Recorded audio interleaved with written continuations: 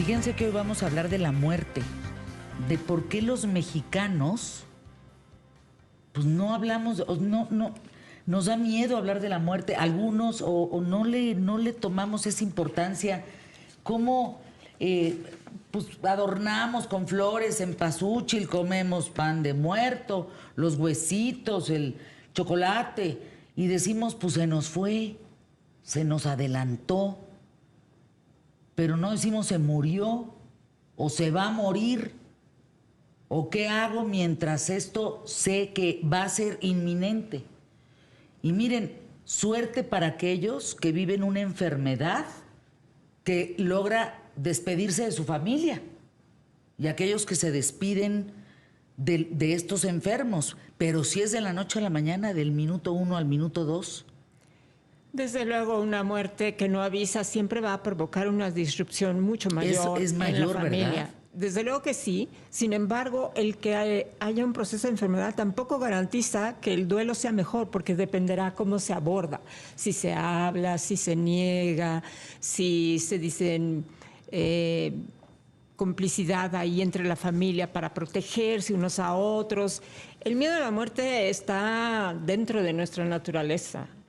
Y claro que hablar de ello nos ayuda a todos. Tendríamos que hacerlo, porque yo creo que en el momento en que lo hacemos y platicamos con nuestra familia qué nos gustaría para el día en que se llegue la hora y qué no nos gustaría, qué tratamientos aceptaríamos y cuáles no, o qué significado tiene para nosotros la muerte. Eso te da tranquilidad, eso ¿no, da Gina? tranquilidad, por supuesto, y paz para los que sobreviven también.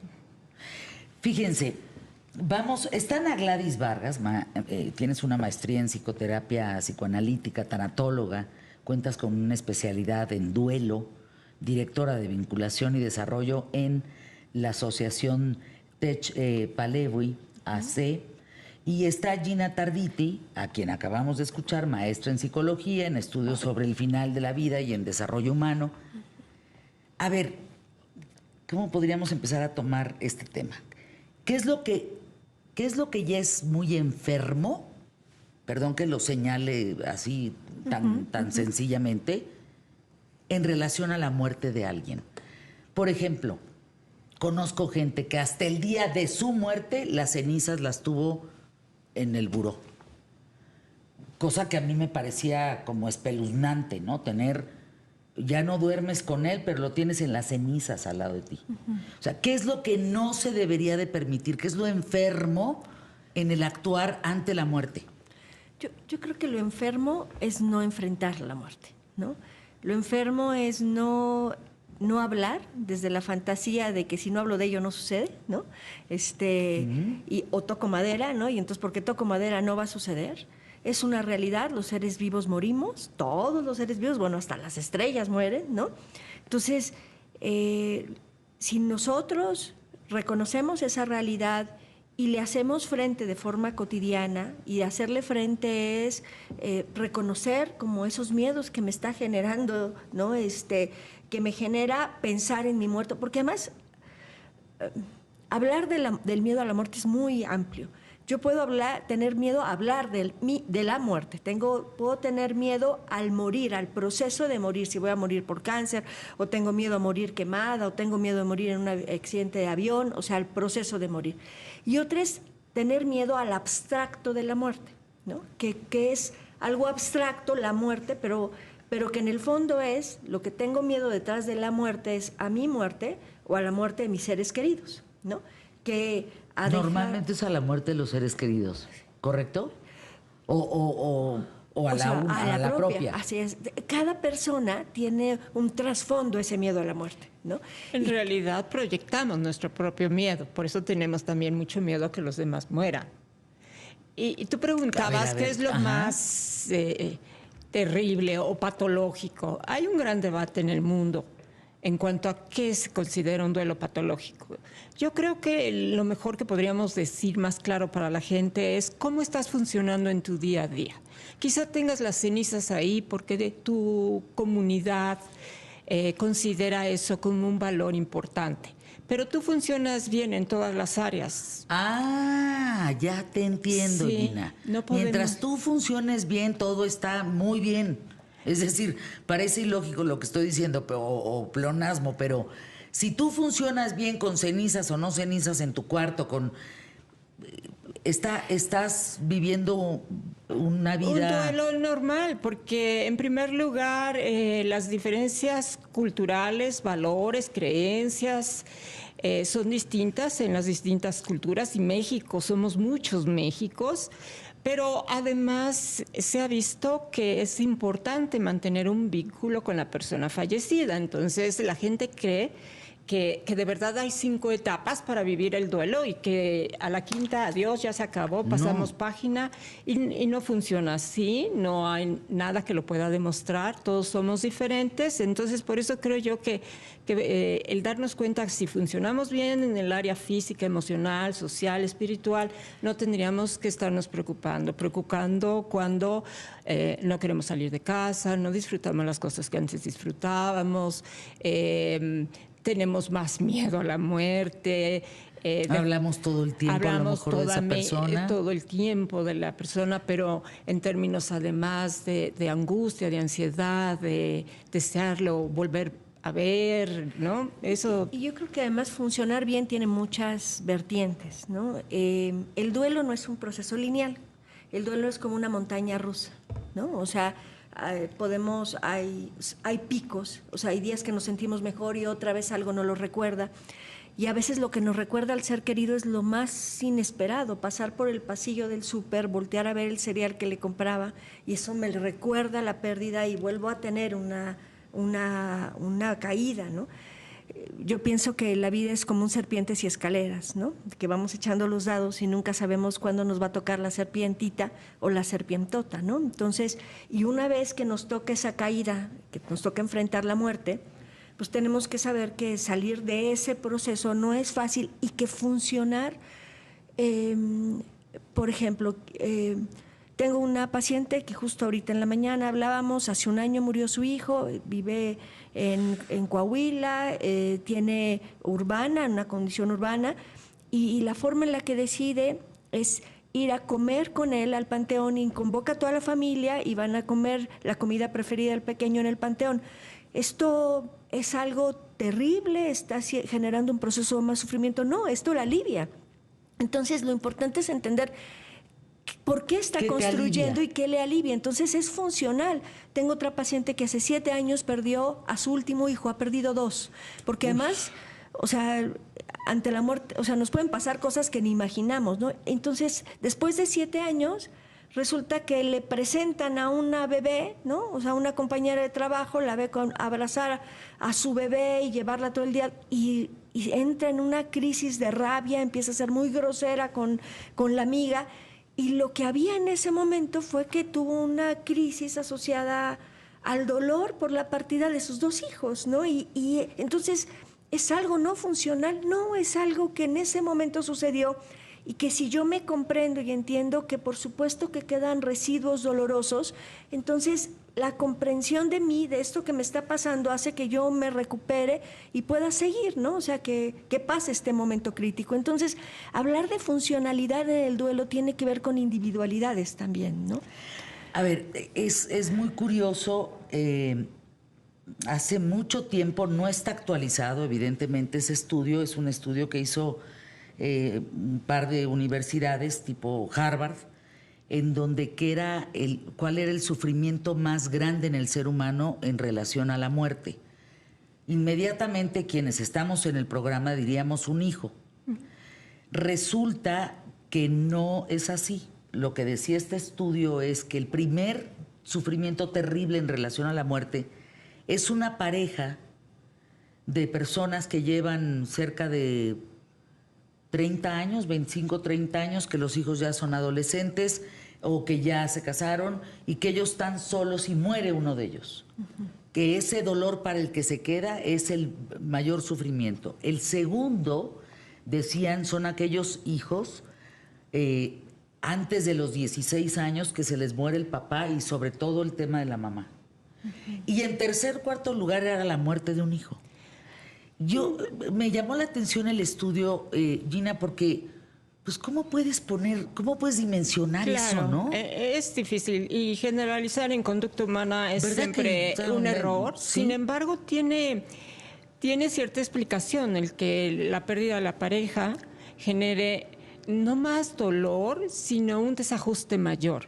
Porque tal vez si estás hablando de una pareja que lleva 40 años juntos, pues todo lo hacen juntos, entonces toda la vida se ve trastocada y a lo mejor los hijos ya viven fuera, no están, claro. Es diferente. Entonces no diría que duele más, pero el desajuste puede ser mayor y la adaptación al duelo puede ser más complicada, ¿no? Y yo diría también que tenemos que como evaluar cada uno de los casos. Yo cada vez recibo más casos de personas que perdieron al ser vivo, al otro animal, pues somos animales como seres vivos, nos pertenecemos a ese gran grupo de animales con el que vivían, que a ese perrito, a ese gatito, no me atrevería a decir mascota porque deja de ser una mascota y empieza a ser mi compañero de vida, mi hijo, ¿no? Y cada vez tengo más, seguramente te debe pasar en la consulta, y entonces, uno tiene que recibir a esas personas entendiendo que ese ser que falleció, wow, era una parte muy importante de su vida, ¿no? Y el dolor por la pérdida es profundo. A ver, vamos a anuncios QTF, hay que escucharlos. No se imaginan la cantidad de mensajes, Guillermo Méndez de Aguascalientes. Bueno, no, imperdible. Es horrible que te digan en esos momentos, lo siento mucho. ¿De qué sientes mucho? No puedes sentir lo que el otro está sintiendo, en fin. No se imaginan de verdad la cantidad de mensajes. En mi familia no se habla de la muerte y alégale. Fíjense que en la mía sí. Les platicaba a Ana Gladys y a Gina en el corte comercial que pues desde niña mis papás recuerdo que me decían el oso y la osa, ¿no? Nos vamos a ir a un viaje en moto, fíjate. Tú tienes 6, 7 años, el testamento está no sé dónde, las cuentas de bancos honestas. Si nos pasa algo, pues nos recoges en la carretera hablándole a fulano, mengano, sutano, perengano. Los dineros están aquí. Entonces crecí, pues hablando de la muerte, de la posibilidad de que, pues cada viaje que ellos se iban, pues podían morir en la moto, ¿no? O no volverlos a ver. Y de esa misma manera, yo he hablado de la muerte con mis hijos. Uh-huh.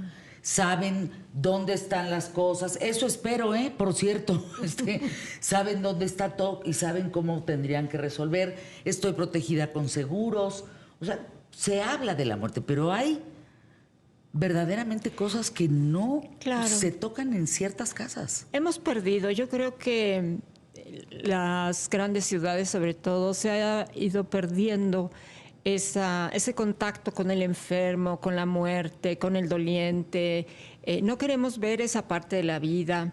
Y lo cierto es que cuando nos atrevemos a abrir la conversación en familia, las cosas cambian porque no sabemos en qué momento se pueda presentar un accidente, una crisis médica, y nunca será lo mismo que nuestros hijos, en nuestro caso, por ejemplo, sepan qué hubiéramos decidido si pudiéramos hacerlo de voz propia. Es como seguir nuestra voluntad y no son ellos los que están tomando las decisiones, lo cual puede ser un peso enorme si no saben qué hubiéramos querido, qué estaríamos decidiendo en ese momento.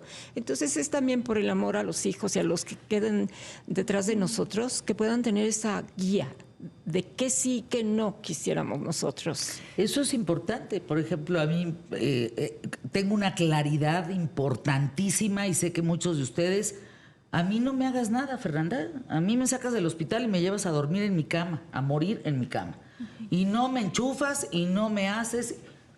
Es una gran... Exacto. Ay, yo siento un descanso, saber eso. Uh-huh. Que eso es lo que tengo que hacer porque es lo que ella decide. Claro. Ay, qué maravilla. Además, te quitas un peso encima, Gina. Totalmente, totalmente. Además, tenemos que saber como papás que es maduracional hablar de la muerte. Que si nosotros queremos que nuestros hijos tengan un sano desarrollo, que tengan más recursos para la vida, hay que hablarles de la muerte, hay que hablarles de la muerte como una posibilidad y de hay que prevenir la muerte, hay que hacer cosas para cruzar la calle con cuidado, no tomar si salgo en la noche, cuidar que el conductor designado tampoco lo haga, como no perder el control sobre mí, sino tener suficiente control como para evaluar que estoy en una condición segura. Entonces, y esto tiene que ver con la muerte. Si estoy evitando el tema de la muerte, no toco ninguno de los temas que tiene que ver con esto y solo me lleno de angustia. Pero si en casa lo hablamos de estas posibilidades, aprovechamos cuando muere un pajarito, cuando muere una mascota, de hablar de la muerte y aprovechamos el Día de Muertos, ¿no? El aniversario del fallecimiento y entonces charlamos sobre la persona que se fue y sobre nuestros deseos al respecto. Y, por ejemplo, los niños preguntan de forma natural sobre la muerte, ¿no? Y a los niños hay que decirles que sí, existe la muerte, que sí nos vamos a morir, que se van a morir ellos, que nos vamos a morir todos. Y cuando son menores, por ejemplo, a 7 años, 6 años, hasta 8 años, yo consideraría, lo que hay que reiterar es que no los vamos a abandonar. O sea, el miedo a la muerte en los niños pequeños está asociado al miedo al abandono, a dejar de ver a esa persona que amo. Entonces, se puede hablar de la muerte y reiterarle, pero no te voy a abandonar, pero siempre vamos a estar unidos. Por ahí hay un cuento que habla del hilo transparente que nos une, el hilo invisible, sí. y que entonces nosotros podemos hablar de esa muerte si también como abordamos esos miedos que hay detrás, ¿no? Y entonces, si yo le reitero a mi hijo, no te voy a abandonar, siempre vamos a estar juntos, entonces es como más fácil hablar de la muerte porque ya no me persigue el miedo. Qué bonita esa etapa, ¿no? Cuando te dicen, no, por favor, no te vayas porque no sé si vas a regresar. Y no le podemos asegurar que no. Entonces, exacto, yo creo que lo que más necesita el niño es saber que siempre va a haber alguien que lo quiera y lo cuide. Y debería haber una pedagogía de la muerte, de hecho. Desde la escuela deberían hablarles de estos temas.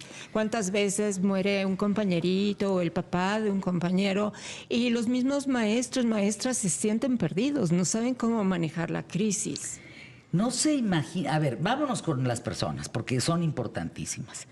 Guillermo Méndez de Aguascalientes. Tengo 50 años. Cuando le digo a mi familia lo que quiero que hagan con mi cuerpo, mi esposa, no, a ver, no hables de esas cosas, pero creo que se deben de tratar.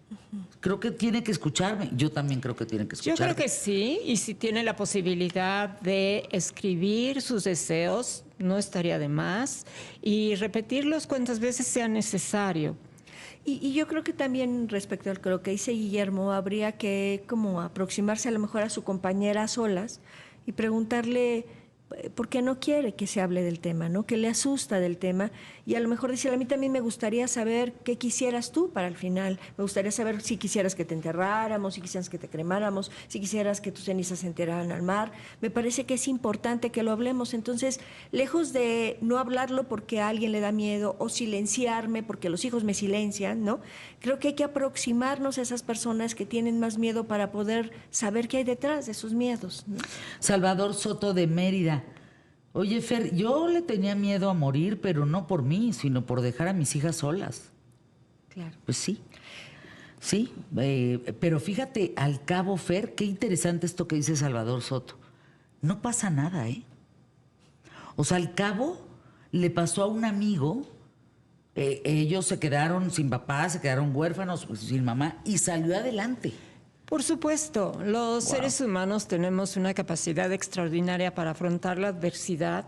Nunca es fácil, pero si como sociedad fuéramos más empáticos, también ayudaríamos, porque yo repito que estamos viviendo una época donde no queremos ver más que el lado amable de la vida. Entonces, los dolientes muchas veces no tienen un espacio donde expresar lo que sienten porque te dicen, no, es que ya deberías haber pasado página, ya déjalo descansar. Ya pasa página, ya tienes que terminar tu duelo y el duelo no tiene final. Es uno de los grandes mitos del duelo. Karina Méndez de Cancún. Oigan, por favor, ¿qué se le dice a alguien en el pésame? Nada. Porque nunca sé qué decir. Bueno, gente que ha felicitado, ¿eh? Sí, claro. Gente que dice, oye, muchas felicidades de la ansiedad. O sea, habla la ansiedad y habla justo el miedo. ¿Qué decir? Nada. Nada. Abraza, Se escucha, abraza, se ofrece toca. ayuda práctica si estás realmente dispuesta a hacerla, a darla. Y yo creo que lo importante no es ni siquiera el momento del velorio o del entierro. O sea, lo más importante viene en los días posteriores. O sea, ¿qué capacidad tengo yo para estar acompañando a esa Qué persona? resiliencia, ¿no? Exacto. ¿Qué capacidad tengo para acompañarla y escuchar su dolor? Porque yo de repente también quiero apartarme del dolor del otro, como para que no me salpique, ¿no? Y dejamos sola a esa persona que necesita tener alguien con quien hablar de lo que está viviendo. No puede ser, dice Daniela Torres de Jalisco. Fer, a mí me sudaba un profesor que perdió a su mamá, mi mamá me forzó a ir al velorio, pues yo no tenía mucha edad para entender el tema, yo sudaba, temblaba y cuando me tocó mi turno le dije muchos días de estos. Entonces fue horrible. Claro. ¿De qué forma se puede superar? Fíjense yo no tenía miedo a la muerte hasta que tuve hijos. Sí, claro. desde luego, eso es muy natural, ¿no? Cuando tienes hijos pequeños sabes que además no pueden sobrevivir solos, tiene que haber alguien que supla la labor de la madre, del padre. Es natural. Y yo creo que todos al final tenemos cierto miedo a la muerte, lo digamos o no lo digamos, pero si hablamos de estas cosas y nos preparamos en lo que podemos controlar, que es bien poco además, ¿eh? Pues, ¿qué controlamos? Pues controlar el decir que quiero, no sé si se va a lograr, no sé ni cómo va a suceder, pero al menos hice lo que podía hacer. Claro, yo creo, esto que se llena es claro, no podemos deshacernos del miedo a la muerte. El miedo es una emoción y tiene sentido. Gracias a que tenemos miedo a la muerte, cuidamos nuestra vida. Es como gracias a que tenemos miedo a los temblores, cuando oímos la alerta sísmica salimos. Entonces, lo que hay que hacer es que sea un miedo saludable, que sea un miedo que nos permita hacer actos significativos con los hijos, no dejar pasar el tiempo, resolver los problemas, enriquecer su vida para que cuando llegue ese momento tengan los mayores recursos, que sea un miedo que nos permita cuidar nuestra salud, o sea, que sea un miedo que nos permita hacer algo para vivir No más paralizarnos. intensamente. Exacto, que no nos paralice. Gina Tarditi, regresa, por favor. Tengo aquí tu libro, Emociones y Cáncer, mitos y realidades, editorial Fontamara. ¿Dónde está la venta? Está en las principales librerías y el 29 de agosto a las 6 de la tarde lo presento en la librería Heraclio Cepeda del Fondo de Cultura Económico y lo que trato ahí es desmitificar a la enfermedad para que los pacientes no la vivan con culpa. Vuelve, por favor. Y en tu caso, Ana Gladys, el nombre de tu libro y 5 segundos. Cuando el amor es más fuerte que la muerte es un libro para padres y madres en duelo. Está en Amazon, es Random House, está en las principales librerías y por supuesto es un acompañamiento maravilloso. Regresa también Ana Gladys Vargas con tu libro. Gracias por estar aquí.